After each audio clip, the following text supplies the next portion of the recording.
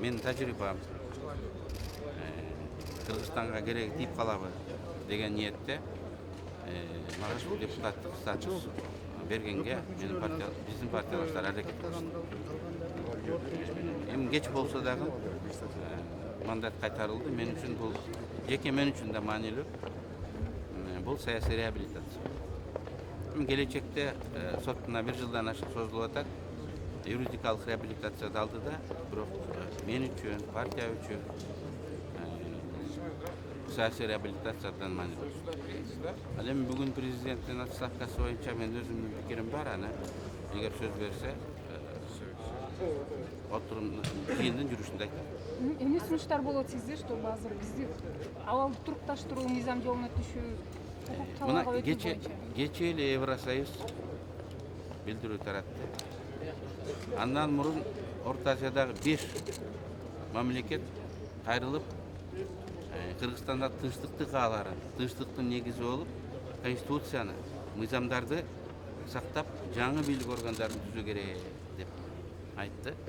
Мен да так ушуга басым жасайм. Биз конституцияда, мыйзамда көргөзүлгөн тартипте, мөөнөттө жаңы шайлоолорду өткөрүшүбүз керек.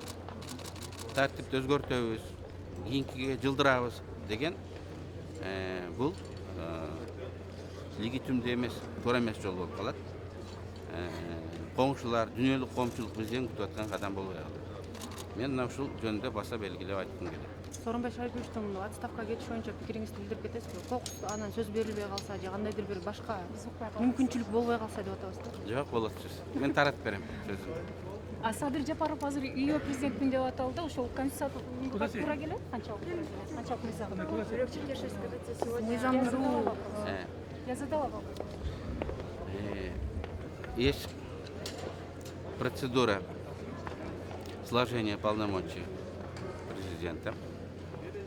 Президент на заседании Жогорку Кеңеша лично делает заявление или делает его публично. После этого парламент должен принимать специальное постановление о принятии к сведению заявления президента о сложении полномочий.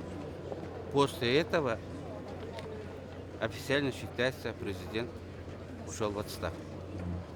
Только после этого Төрага берет на себя выполнение функции президента. В случае невозможности он передает эту функцию премьер-министру. Ну, поскольку мы только сегодня собираемся, и президент сегодня хочет сделать публичное заявление в парламенте, пока формально он президент. Кто заявил себя ее президентом, они немного поспешили. Демек азыр бул учурда Сооронбай Шарипович президент бойдон турат, мыйзамдык жагынан алып караганда. Арызды бүгүн жасаса, эгер арызын бүгүн жасаса, анда ал азырга чейин президент. Эгер да арызын кечээ жасап койдум, бүгүн арыз жасабайм десе, баары бир жогорку кеңеш атайын токтом кабыл алыш керек. Президенттин кызматтан кетүү боюнча арызы эске алынсын деп атайын токтом кабыл алынат. Ошол токтом жаңы юридикалык последствияларды жаратат. Эске алынбасын деген жагдай болушу мүмкүн. Жок, болушу мүмкүн эмес. Бүгүн жаңы спикер шайланысы айтылды, мүмкүн кандидаттар кимдер болот алдын ала кандайдыр бир Жок, Сизди төрага жок, төрага Канат Исаев ал кетим деп айткан жок. кечээ күнү Садыр Жапаров өзү билдирди, элге кайрылуу жасаганда. Эмне деп? Арыз жазды деп. Жок, ал мен президенттин милдетин аткара албайм деп бар. А вот по поводу Конституции у нас небольшой правовой баланс получается. Вот скоро парламент должен уйти, а по Конституции, оказывается, его президента не может объявить новые выборы. Почему? Это очень хорошо даже.